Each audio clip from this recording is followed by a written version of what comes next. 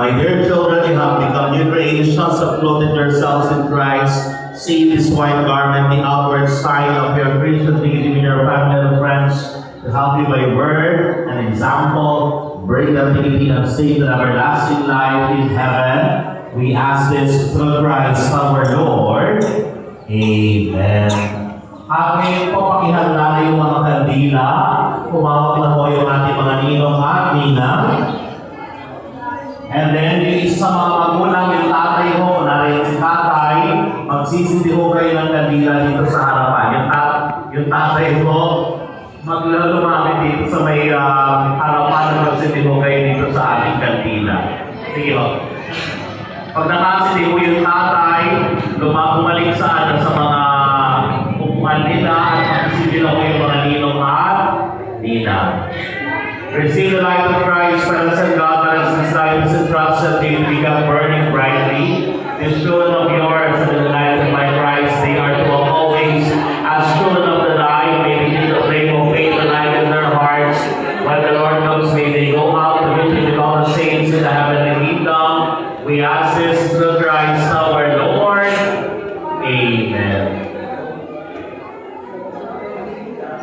So pagkabalik ko sa upuan, mga ninong at ninang, pakisindi ko na tayo sa mga tatay. Pakipasa sa nasa katabi o kaya dun sa nasa likuran.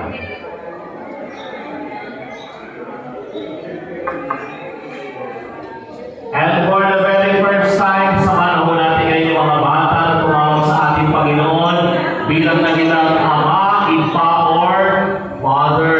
No? First time ho nilang magdarasal.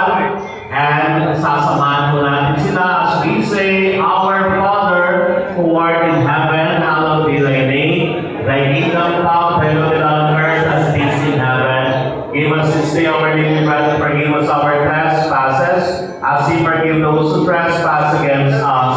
And lead us not into temptation, but deliver us from evil. Amen. At ngayon ho, ipagpapos yung misa, may mga picture taking. Okay, ay yung ating binyan. Yung muna ko yung mga nanay. Okay. May God, the source of life, and love fills the hearts of mothers with love for their children. Bless the mothers of the children of Christ's children as they thank God for a safe delivery. They find joy in the love, growth, and holiness of their children. We ask this through Christ our Lord. Ngayon naman po mga tatay, ngayon naman naman si Yoko. May God, the Father and Mother of all fathers, help these fathers to give them examples so that their children will be mature Christians, know the fullness of Jesus Christ, now and forever. Amen.